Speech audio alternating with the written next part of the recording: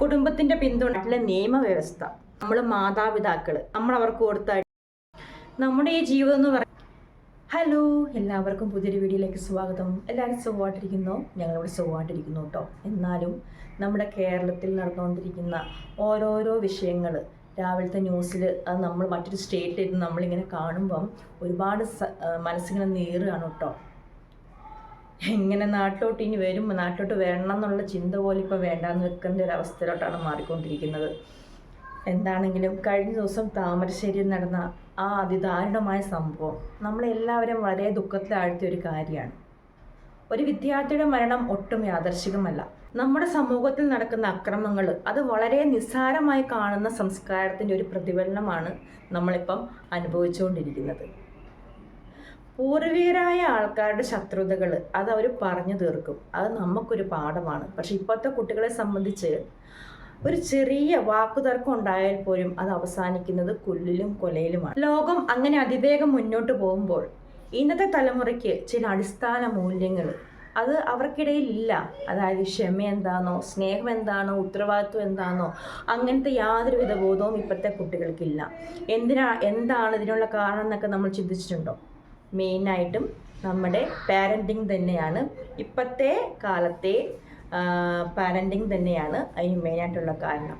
കുടുംബങ്ങൾ തമ്മിൽ അകലം പാലിക്കുമ്പോൾ കുട്ടികളുടെ വളർച്ചയെ അത് സ്വാഭാവികമായിട്ടും ബാധിക്കും. പിന്നെ ഏറ്റവും എടുത്തു പറയേണ്ട ഒരു കാര്യമാണ് നമ്മുടെ നാട്ടിലെ നിയമവ്യവസ്ഥ. ഇപ്പം വളർന്നു വരുന്ന ഓരോ കൊച്ചു കുഞ്ഞിന് പോലും അറിയാം, എത്രയൊക്കെ വലിയ കുറ്റം ചെയ്താലും മാക്സിമം പോയ ജീവപര്യന്തം, അതിന് മേലോട്ട് ഒരു ശിക്ഷാവിധി നമ്മുടെ നിയമത്തിലില്ല എന്നുള്ള കാര്യം. അതുകൊണ്ടാണല്ലോ ഓരോ ദിവസവും ഇങ്ങനെ അക്രമങ്ങൾ ഇങ്ങനെ വർദ്ധിച്ചുകൊണ്ടിരിക്കുന്നത്. നിയമം തന്നെ അവരെ തീറ്റിപ്പോറ്റുകയാണ്, നിയമം തന്നെ അവരെ സംരക്ഷിക്കുകയാണ്. ഇപ്പം ജീവപര്യന്തം എന്നൊരു ശിക്ഷ ലഭിച്ചു, ജയിലിൽ പോയി നല്ല രാജകീയ ജീവിതമാണ് അവരവിടെ നയിക്കുന്നത്. നല്ല ഭക്ഷണം, വ്യായാമം, വസ്ത്രം, ഉറക്കം. ഇന്നിപ്പം ഇപ്പം ഒരു ശിക്ഷാവിധി നടപ്പിലാക്കി ജയിലിലോട്ട് പോയി ഒരാളായിരിക്കില്ല 2 മാസം കഴിഞ്ഞാൽ നമ്മൾ അവരെ കാണുമ്പോൾ നല്ല വണ്ണമൊക്കെ വെച്ച് നല്ല വെളുത്ത് തുടുത്ത്. നിയമം അവരെ ഇങ്ങനെ തീറ്റിപ്പോറ്റുവാണല്ലോ. അവർക്കറിയാം അവരെ നിയമം സംരക്ഷിച്ചോളൂ എന്ന്.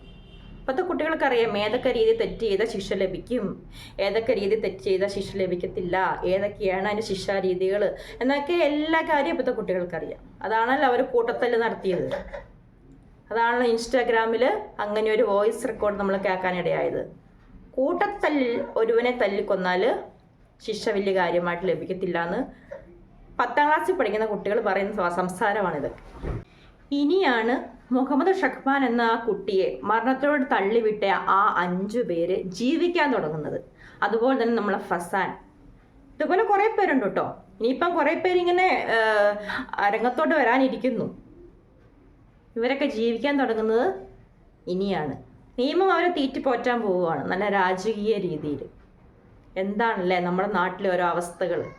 കുട്ടികൾ കാണുന്ന കാര്യങ്ങൾ, ഇപ്പം നമ്മൾ പാരൻസ് ലക്ഷറി ലൈഫാണ് അവരുടെ മുമ്പിൽ ജീവിക്കുന്നതെങ്കിൽ അവരത് സാധാരണ ഒരു കാര്യമായിട്ടേ കാണത്തുള്ളൂ.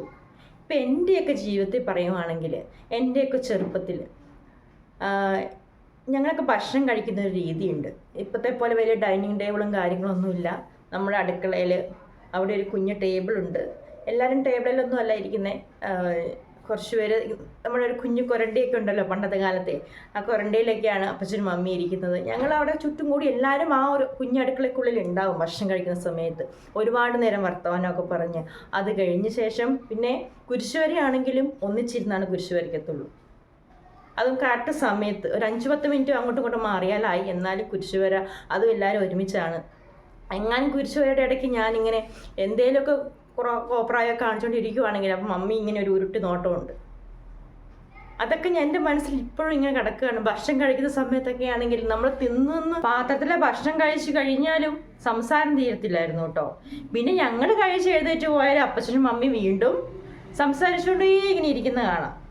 പക്ഷെ ഇന്നത്തെ കുട്ടികൾക്കിടയിലും പാരൻസിൻ്റെ ഇടയിലും ഇങ്ങനത്തെ യാതൊരു സംഭാഷണങ്ങളോ ആശയവിനിമയങ്ങളോ ഒന്നുമില്ല.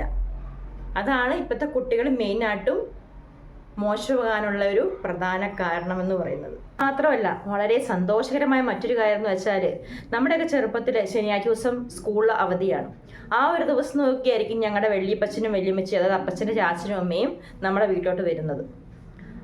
ഒരു 1.5 മണിക്കൂർ ബസ് യാത്രയുണ്ട് തറവാട്ടിൽ നിന്ന് നമ്മുടെ വീട്ടിലോട്ട് വരാൻ. അപ്പം ഈ എല്ലാ ശനിയാഴ്ചയും ഞങ്ങളിങ്ങനെ വെയിറ്റ് ചെയ്യും. എന്തായാലും മാസത്തിൽ ഒരു ശനിയാഴ്ച അവർ വന്നിരിക്കും, അത് ഉറപ്പുള്ള കാര്യമാണ് ഞങ്ങളെ കാണാനായിട്ട്.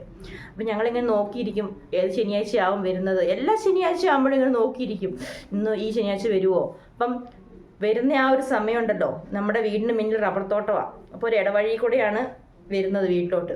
അപ്പോൾ അങ്ങേ അറ്റത്തുനിന്ന് കാണാം അമ്മച്ചി ചട്ടയും മുണ്ടുമാണ് കൊടുക്കുന്നത്, ചാച്ചനാണെങ്കിൽ വെള്ളമുണ്ടും ഷർട്ടും. അപ്പോൾ ഇവർ രണ്ടും ഇങ്ങനെ വരുന്നത് നമുക്ക് ദൂരേന്നേ കാണാം.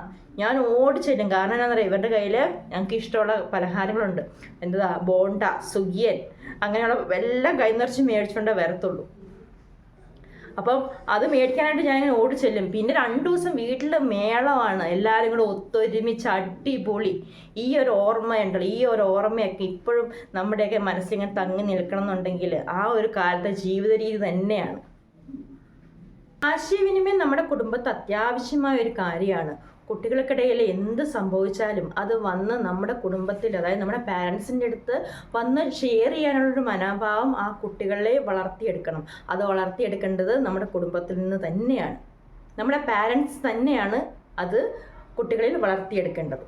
നമ്മുടെ ഈ ജീവിതം എന്ന് പറഞ്ഞാൽ അത് എപ്പോഴും സന്തോഷം മാത്രം ഇങ്ങനെ നിറഞ്ഞു നിൽക്കുന്ന ഒരു കാര്യമല്ല. ജീവിതത്തിൽ പരാജയങ്ങളും തളർച്ചകളൊക്കെ ഉണ്ടാകുമ്പോൾ അതിന് ഭാരം താങ്ങാനുള്ള ഒരു ശക്തി കുട്ടികളിൽ നമ്മൾ വളർത്തിയെടുക്കണം. പാരൻസായ നമ്മൾ അത് വളർത്തിയെടുക്കണം. കുടുംബത്തിൻ്റെ പിന്തുണ, ഒപ്പം മാതാപിതാക്കന്മാരുടെ പിന്തുണ, ഇതെല്ലാം ഒരു കുട്ടി പ്രായപൂർത്തിയാകുന്നോടം വരെ അത്യാവശ്യമായ ഒരു കാര്യമാണ്. ഇപ്പോഴത്തെ കാരണവന്മാരുടെ വേറിട്ട ചിന്താഗതികൾ, അഭിപ്രായങ്ങൾ, അതോടൊപ്പം മൊബൈൽ ഫോണിൻ്റെ ഉപയോഗം, പിന്നെ മീഡിയാസിൻ്റെ ഉപയോഗം, ഒപ്പം ഇപ്പോൾ ഇറങ്ങുന്ന സിനിമകൾ, കൂട്ടുകെട്ട്, ഇതെല്ലാം ഇപ്പോഴത്തെ തലമുറയെ വേറൊരു തലത്തിലോട്ടാണ് കൊണ്ടെത്തിക്കുന്നത്. ഇനിയെങ്കിലും വരും തലമുറയെ നമ്മുടെ രീതിയിൽ നല്ല മക്കളാക്കി വളർത്തിയെടുക്കണമെങ്കിൽ അതിന് വളരെ സിമ്പിളായ കുറച്ച് കാര്യങ്ങൾ ചെയ്താൽ മതി. കുടുംബം കുട്ടികളെ നല്ല ദിശയിലോട്ട് നയിക്കുക, കുട്ടികൾക്ക് ആത്മവിശ്വാസവും ദൈവവിശ്വാസവും പ്രദാനം ചെയ്യുക.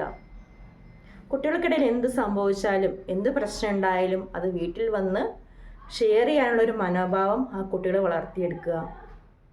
മക്കളുടെ പോക്കിൽ കാരണവന്മാർക്ക് ഒരു ശ്രദ്ധയുണ്ടായിരിക്കുക. അവർ കാണുന്നതും കേൾക്കുന്നതും പ്രവർത്തിക്കുന്നതും ആരോടൊക്കെയാണ് കൂട്ടുകെട്ടുന്നതും ഒക്കെ നമ്മൾ പാരൻസ് അറിഞ്ഞേ മതിയാവും. അതുമാത്രമല്ല, വളരെ പ്രധാനപ്പെട്ട ഒരു കാര്യം എന്ന് വെച്ചാൽ മക്കൾക്ക് നമ്മൾ മാതാപിതാക്കൾ അവരുടെ ഒരു റോൾ മോഡലായി നമ്മൾ തന്നെ മാറി കാണിച്ചു കൊടുക്കണം. ഇങ്ങനെയൊക്കെ ചെറിയ ചെറിയ കാര്യങ്ങൾ കുട്ടികളിൽ ശീലിപ്പിച്ചെടുക്കുവാണെങ്കിൽ, കുടുംബത്തെ വളർത്തിയെടുക്കുവാണെങ്കിൽ ഇനിയെങ്കിലും വളർന്നു വരുന്ന തലമുറയെ, പുതുതലമുറയെ നമുക്ക് നല്ല രീതിയിൽ മുന്നോട്ട് കൊണ്ടുപോകാൻ സാധിക്കും. നമ്മുടെ ഒപ്പം കൂടെ നിർത്തി വളർത്താൻ സാധിക്കും. അതല്ല മറിച്ചാണ് സംഭവിക്കുന്നതെങ്കിൽ ഒരു നാൾ നമ്മൾ അവർക്ക് കൊടുത്ത അടി നമ്മുടെ മുഖത്തും ഏതെങ്കിലും കാലത്ത് തിരിച്ചു കിട്ടുമെന്ന് ഓർത്താൽ മതി. ബൈബിളിൽ സങ്കീർത്തന പുസ്തകത്തിൽ 37-ാം അധ്യായം 8-ാം വാക്യത്തിൽ ഒരു വചനം പറയുന്നുണ്ട്: കോപത്തിൽ നിന്ന് അകന്നു നിൽക്കുക, ക്രോധം വെടിയുക, പരിഭ്രമിക്കാതിരിക്കുക, അത് തിന്മയിലോട്ട് മാത്രമേ നയിക്കുകയുള്ളൂ. അപ്പം നമ്മൾ ചിന്തിക്കണം, അക്രമം ഒന്നിനും ഒരു പരിഹാരമല്ല, അത് തിന്മയിലോട്ട് മാത്രമേ നമ്മെ നയിക്കത്തുള്ളൂ. അപ്പോൾ അത്രയേ ഉള്ളൂ ഇന്നത്തെ വീഡിയോ. മറ്റൊരു വീഡിയോ ആയിട്ട് വരാം. എല്ലാവർക്കും ബൈ.